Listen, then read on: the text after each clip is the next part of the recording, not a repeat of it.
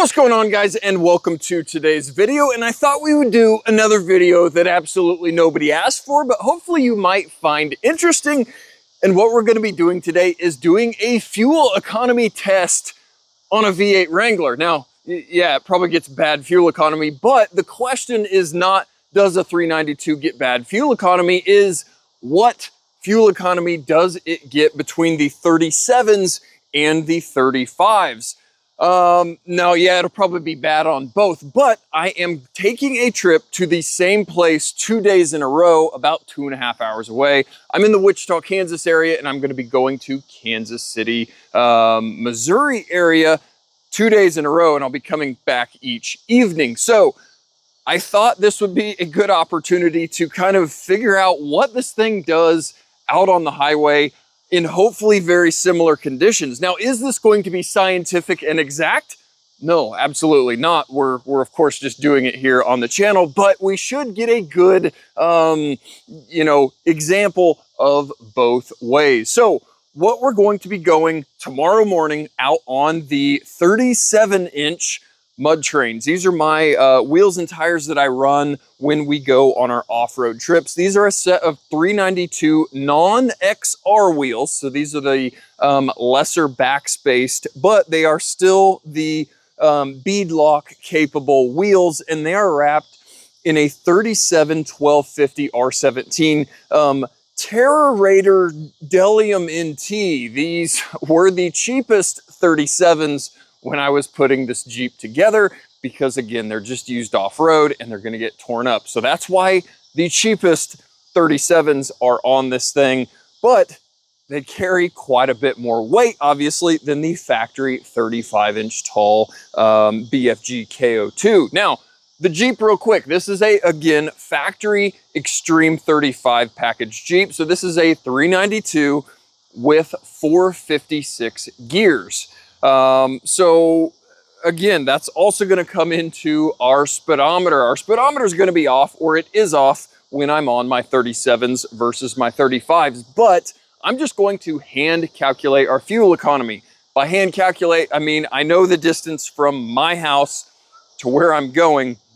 So I know that mileage can't change regardless of what the vehicle's trip odometer shows. So we are going to have this thing full of fuel in Wichita, Kansas, drive to Kansas City, and again, fill up with fuel, record that, come back home, and then I'm going to swap onto my 35's for day 2 for the trip to Kansas City. So it should be interesting. Is it going to be like within a mile to the gallon? Is it going to be 3 miles to the gallon? I really don't know, and I guess I've never really paid attention when we're on our off-road trips. Now, the 35-inch tire is the 315/70 R17, the BFG KO2, and this is the load range C, not the big, huge, heavy E's, but the load range C. Now, it is on the factory Extreme 35 or Extreme Recon package wheel, which is again very similar with a beadlock capable wheel,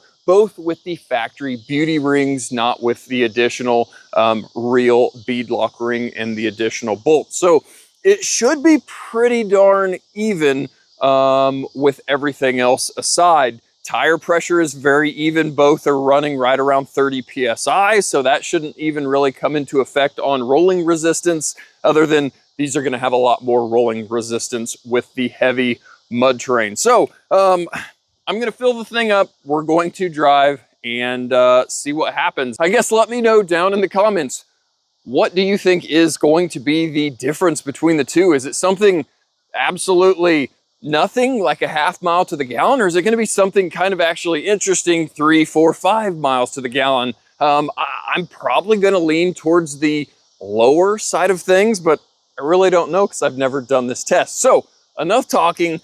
Let's get this thing out on the road and see what it does. All right, guys, so I'm back from day 1, Kansas City and back trip on the 37's, and I couldn't really film there because it was kind of rainy and not really conducive. But now that we're back in the garage back here in Wichita, it's still rainy outside, but at least we've got a little shelter over our heads. But I've got some data here before we throw the 35's back on and then make the literal same trip tomorrow. So with the 37s, 5 mile an hour over the speed limit, you know, I'm trying to drive the same, obviously, both days. But on the way there, got 12.1 miles to the gallon. Not terribly good, but not single digits, so maybe we'll take that as a win. On the way home, I got 12.07. So let's call it just 12.1 for the round trip there. Now, one thing I did think to do is check the noise in the cabin. I've got just a free decibel meter phone app, which not really sure how accurate those are on actually reading accurate decibels, but at least we're using the same garbage-free app both trips. So with the 37s, with you know, set at 75 mile an hour on the highway with, again, no music on, and the exhaust flaps were open, we were right around 90 decibels on the 37-inch mud train. So I'll be real interested to see if there is any less noise on a 35-inch all-terrain, or if it is just the fact we're driving a brick down the road. So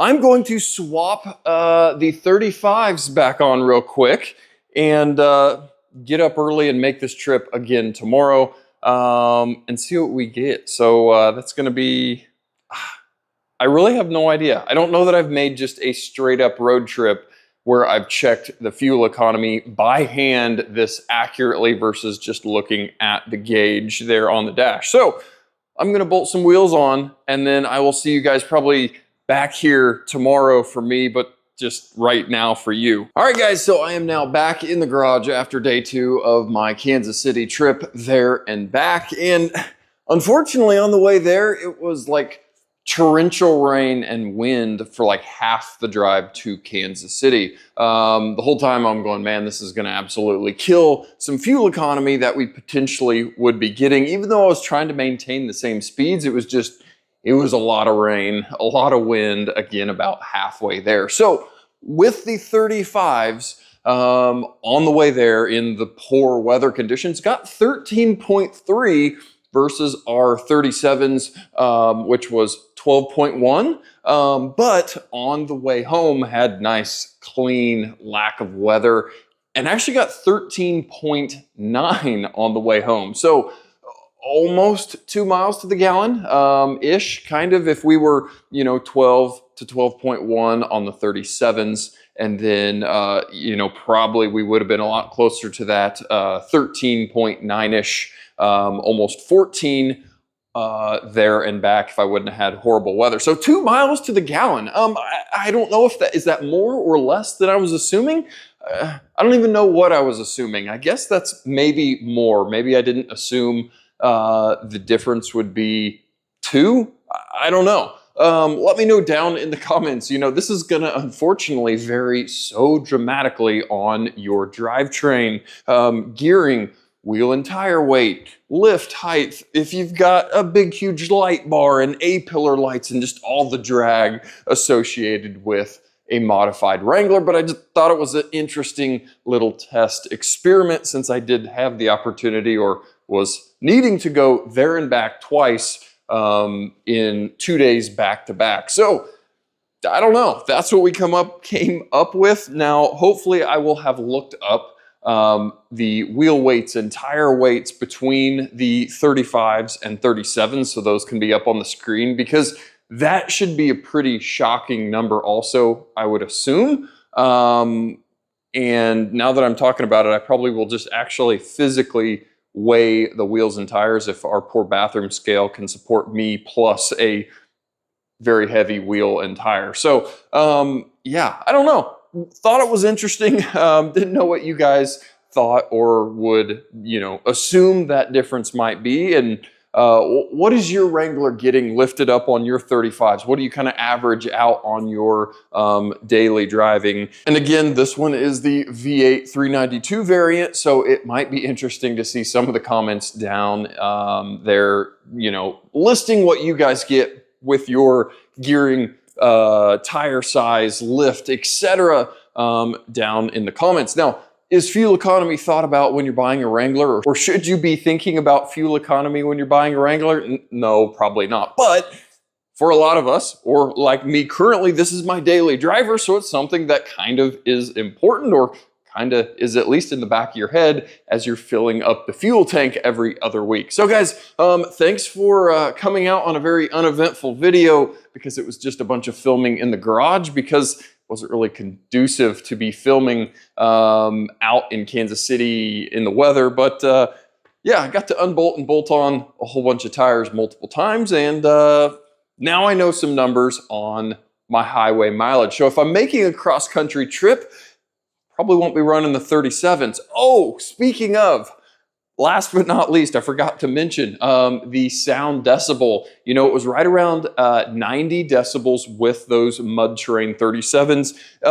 These, I will throw a number up on the screen because I'm now not remembering what my screenshot of that little decibel app. It was either like 86 or 87 average decibels. So, you know, 3 or 4 decibels quieter, which doesn't sound like very much going from an all-terrain to a mud terrain, but it was noticeably quieter in the cabin without the roaring mud terrain road noise going down the road. So that is a thing too on, you know, livable road noise on a vehicle. I do really appreciate daily driving on a all-terrain versus a big loud mud terrain. And this thing is even a 2024 that supposedly has more sound insulation in the carpet. This does have the hardtop headliner, so it's got everything it could have to help with road noise, sound deadening stuff. So I don't know, thought it was interesting. And again, now I know, and I'll never have to look at fuel economy again, because it doesn't really matter. So guys, if you've commented down in the comments, I really appreciate it. And until next time, thanks for watching, and we'll catch you guys next time.